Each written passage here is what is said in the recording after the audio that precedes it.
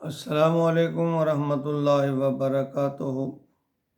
میرے سامعین و ناظرین، میں غلام مصطفیٰ اللہ اور اللہ کے رسول کے پیغام کے ساتھ آپ کی خدمت میں حاضر۔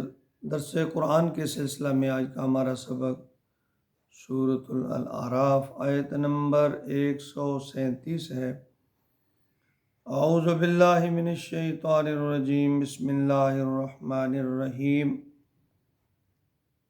وَأَوْرَثْنَا الْقَوْمَ الَّذِينَ كَانُوا يُسْتَضْعَفُونَ مَشَارِقَ الْأَرْضِ وَمَغَارِبَهَا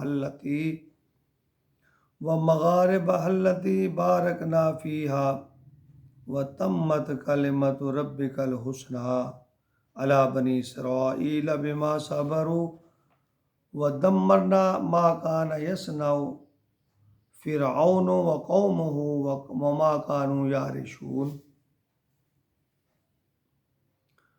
ارض فلسطین کو انبیاء کی سرزمین کہا جاتا ہے۔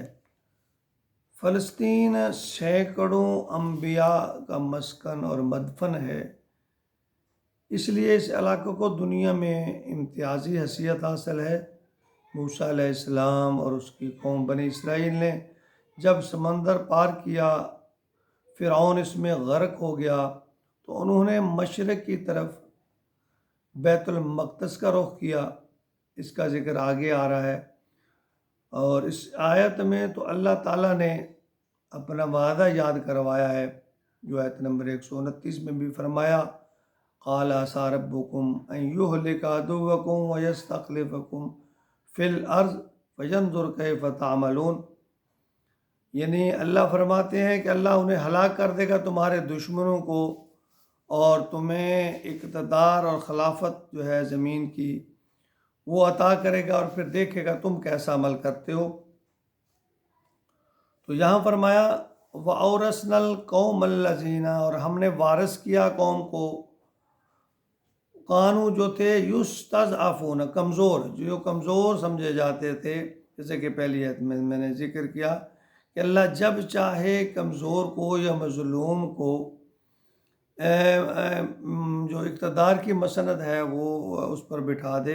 تو یہاں یہی فرمایا جا رہا ہے، اللہ فرماتے ہیں کہ الذین کانوا یستضعفون، میں نے ان لوگوں کو وارث بنا دیا جو کمزور تھے، مشارق الارض و مغاربہا اللاتی، مشرق و مغرب کا، بارکنا فیہا، اس میں برکت بھی ڈال دی ہے۔ اللہ فرما رہے ہیں میں نے ان کو مشرق و مغرب کی جو ہے وہ خلافت عطا کر دی۔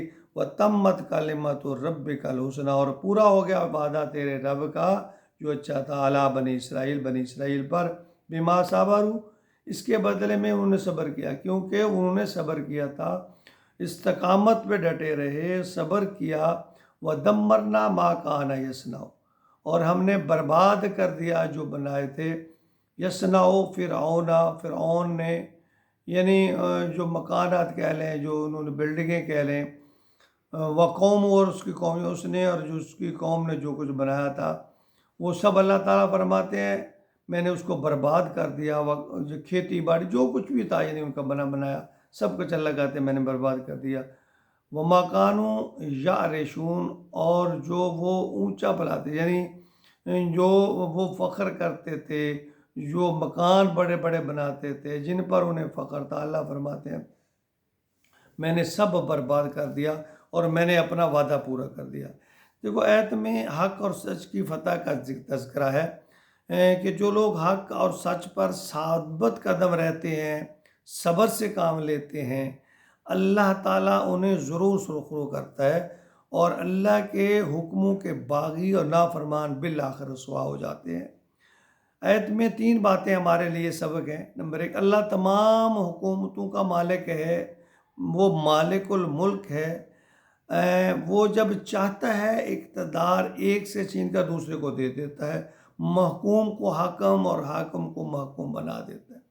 دوسری اس میں جو بات ہے کہ حق پر ثابت قدم رہنے والے، ان کے لیے اللہ کا وعدہ ہے کہ وہ انہیں ظالم اور جابر جو لوگ ہیں ان کی ذات میں اللہ تعالیٰ ان کی ضرور مدد کرے گا، یا مشرکین کہہ لیں کہ ہمیشہ وہ مظلوم نہیں رہیں گے، ہمیشہ وہ ان پر ظلم نہیں کرتے رہیں گے۔